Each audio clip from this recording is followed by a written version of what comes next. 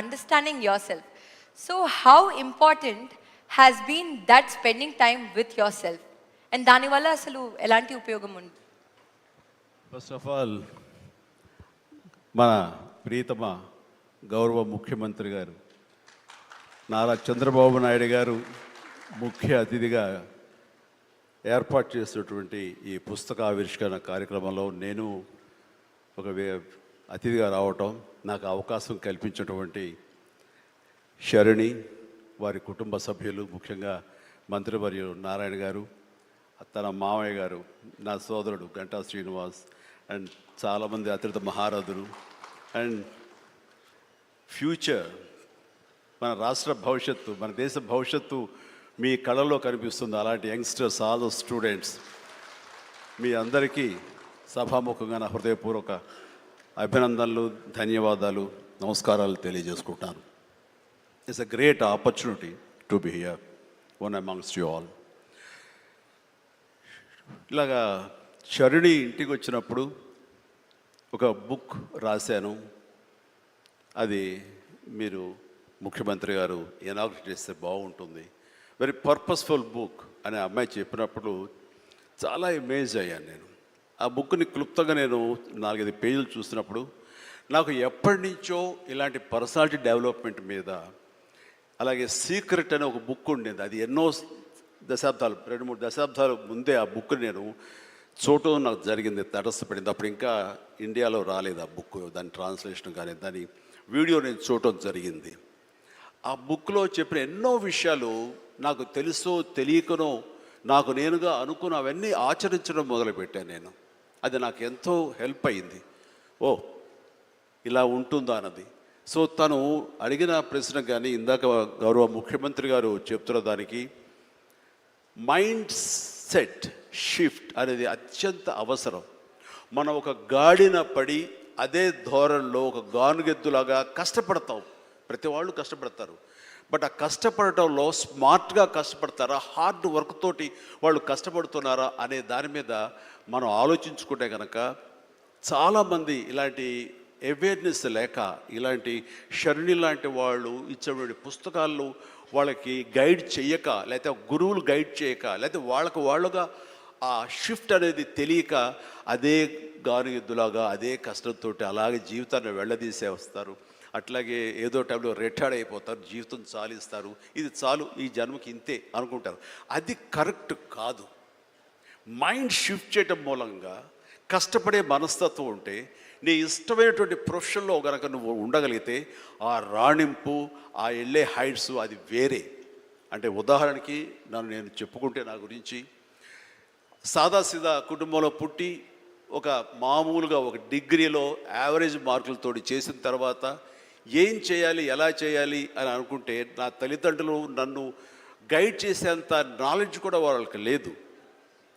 అలాంటి టైంలో నాకు అనిపించింది, నాకు చిన్నప్పటి నుంచి ఇంట్రెస్ట్ యాక్టింగ్.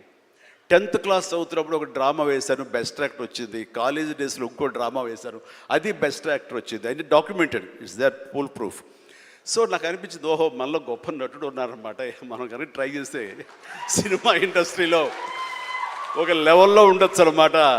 ఎందుకు వెళ్ళకూడదు మనం సినిమా ఇండస్ట్రీకి అని అనగానే ఎవరితో మాట్లాడినా సరే, ఏ సినిమా ఇండస్ట్రీ తక్కువ అనుకుంటున్నావా, నీకు తెలిసిన వాళ్ళు ఉన్నారా, నువ్వు వెళ్ళగానే పెద్ద గొప్ప అందగాడేవాడిని నువ్వు వెల్కమ్ చేసేస్తారా అంటూ అందరూ నెగిటివ్గానే అనేవాడు. అదే సహజం. ఎందుకంటే ఇండస్ట్రీకి వెళ్ళి పాడైపోయిన వాళ్ళు అధిక సంఖ్యలో కనబడుతున్నప్పుడు నేను ఎక్కడో లింగులు ఇటుకుమంటూ నర్సాపురం మొగల్తూరు ఆ ప్రాంతం నుంచి వెళితే కనుక ఎంకరేజ్ చేసే బయలు ఉన్నారో వెళ్ళరా అనేవాళ్ళు ఎందుకు ఉంటారు.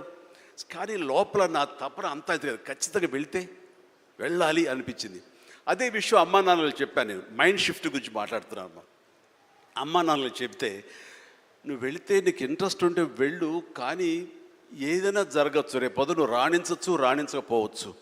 అలాంటి పరిస్థితిలో టైం వేస్ట్ కాకుండా ఇంకో కోర్స్ కూడా చేస్తే, నువ్వు చెన్నై వెళ్తానంటున్నావు, నీ ఫిలిం ఇన్స్టిట్యూట్ ట్రైనింగ్తో పాటు ఇంకో కోర్స్ కూడా చేస్తే బాగుంటుంది కదా.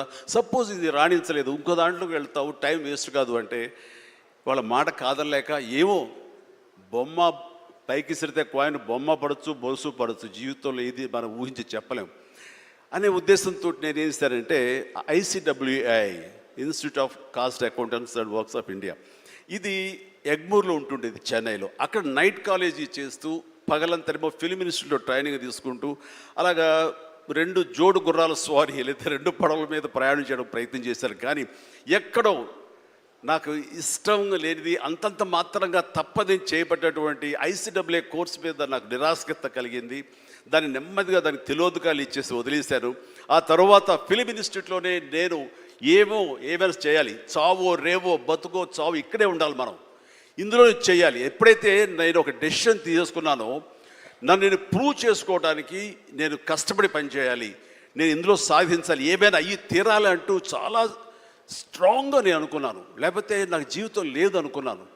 అలాంటి పరిస్థితుల్లో సినిమా ఇండస్ట్రీలో ఫిల్మ్ ఇన్స్టిట్యూట్లో నేను ట్రైనింగ్ తీసుకోవడం ఏంటి, సినిమా అవకాశాలు రావడం ఏంటి, అవి సద్వినియోగపరచుకోవడం ఏంటి, దాన్ని ద బెస్ట్ నేను చూపించుకోవడం ఏంటి, అక్కడ ఉన్నటువంటి డైరెక్టర్స్ వీళ్ళందరి చేత వావ్ అనిపించుకోవడం ఏంటి, అందరి దృష్టి నా మీద ఉండేలాగా నేను ఎక్కువగా యాక్టివ్గా ఉన్నటువంటి ఇవన్నీ నాకు దోహదపడి సినిమా అలాగా అంచెలంచెలుగా నేను ఈ రోజున మీరు చూస్తున్న ఈ స్థాయికి నేను వచ్చాను.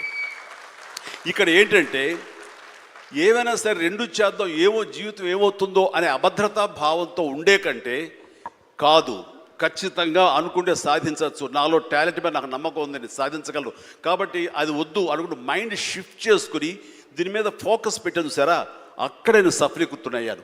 అదే శరాణి చెప్పేది. ఎక్కడ డౌట్ ఉండకూడదు.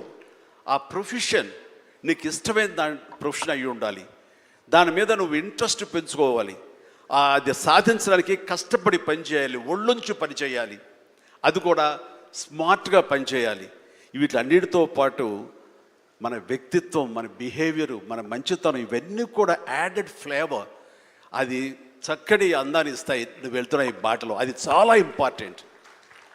చాలామంది అత్యున్నత స్థానానికి వెళ్ళిపోతుంటారు, కానీ క్యారెక్టర్ లేకపోతే వాళ్ళు ఎంత ఎత్తుకెళ్ళినా సరే సర్లే పెద్ద చేసేలే అని అంటారు. అది ఎంత లేదన్నా సరే ఆ క్యారెక్టర్ కూడా నీకు లేని అందాన్ని తీసుకొస్తుంది, నీ కష్టానికి మరింత అందం ద్విగుణీకృతం అవుతుంది, నీ ఫలితం కూడా అంత బాగా ఉంటుంది. కాబట్టి మైండ్ సెట్కి షిఫ్ట్ అనేది చాలా చాలా అవసరం. ఆ రకంగా శరాణి చేసినటువంటి ప్రయత్నం సఫలీకృతం అవుతుంది, చాలామంది రీచ్ అవుతుంది, చాలామంది లబ్ధిదారులు పొందుతారు. అండ్ చెప్పాలంటే మన నారా చంద్రబాబు నాయుడు గారు కూడా చిన్నతనం నుంచి కాలేజీ రోజు నుంచి నాయకత్వ లక్షణాలతోటి అక్కడ నాయకుడిగా కాలేజీలో ఉంటూ అక్కడి నుంచి తనకి ఇష్టమని ఈ ఫీల్డ్లో రాణించాలి, నా రాష్ట్రానికి సేవలు చేయాలి, ఇక్కడ ఏమైనా సరే అవ్వాలి అనే అకుంఠిత దీక్షతో అయ్యారు. ఆ రోజున రామారావు గారు ఉంటారని ఆయన పాలిటిక్స్కి వస్తారని కాదు, ఆయనకు మీద నమ్మకం. ఆయన అట్లా ఏ మారుమూలు ఉన్నా నేను ఎట్లయితే యాక్టింగ్ మీద నా నమ్మకంతో నేను ఎలా ఉన్నానో అలాగే నాయకత్వ లక్షణాలతో పాలిటిక్స్లో రావాలి, రాణించాలి, ఇతోధికంగా ఎంతో సేవలు చేయాలని అనుకున్నారు. కాబట్టి నాయకుడిగా, స్టూడెంట్ నాయకుడిగా, విద్యార్థి నాయకుడిగా ఉన్న ఆయన పాలిటిక్స్లో రావడం ఏంటి అనుకోని పరిస్థితుల్లో అవకాశాలు వస్తే వాటిని చేజిక్కించుకుని వాటిని ఆసరాగా తీసుకుంటూ అంచెలంచెలుగా ఎదుగుతూ ఈ రోజున మనం చూసేటువంటి అద్భుతమైనటువంటి ఒక మహానాయకుడిగా ఎదిగారు. ఆయన దిశానిర్దేశంలో, ఆయన నాయకత్వంలో హైదరాబాద్ దగ్గర నుంచి ప్రతి నగరం, అంటే ఫస్ట్ ఇండియాలో ఆఫ్టర్ బెంగళూరు మళ్ళీ అలాంటి ఐటీ నగరంగా, అంటే ఎంత విజనరీ అంటే ఫ్యూచర్లో ఇది డెఫినెట్గా ఈ రోజున మనం అనుకుంటున్నాం డిజిటలైజేషన్ ఆ రోజున అంత ఉధృతంగా లేదు, అలాంటి దాన్ని అయ్యి తీరుతుంది ఆయన అన్నారే. ఆయన మైండ్ సెట్ ఆ రోజున అలా షిఫ్ట్ చేసుకుని దానికి కట్టుబడి ఉన్నారు. కాబట్టి ఈ రోజున ఐటీలో కానివ్వండి, అతను డిజిటలైజేషన్లో కానివ్వండి, ఇదిగో ఈ రోజున ఏఐలో కానివ్వండి, ఆ స్థాయికి వెళ్ళటానికి నాంది పలికినటువంటి పాయనీర్ మన చంద్రబాబు నాయుడు గారు. సో ఇలాంటి నాయకుల మైండ్ సెట్ షిఫ్ట్ అవ్వడం అన్నది ఎంతగా అభివృద్ధిలోకి ఎంత ఇదిగా ఉందో మనం తేటతెల్లంగా చూస్తున్నాం. కాబట్టి it's a wonderful subject, Sharni. I do appreciate. All the very best. Thank you so much, sir.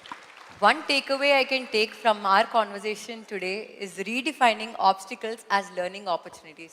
I'm sure CBN sir and Chiranjeevi sir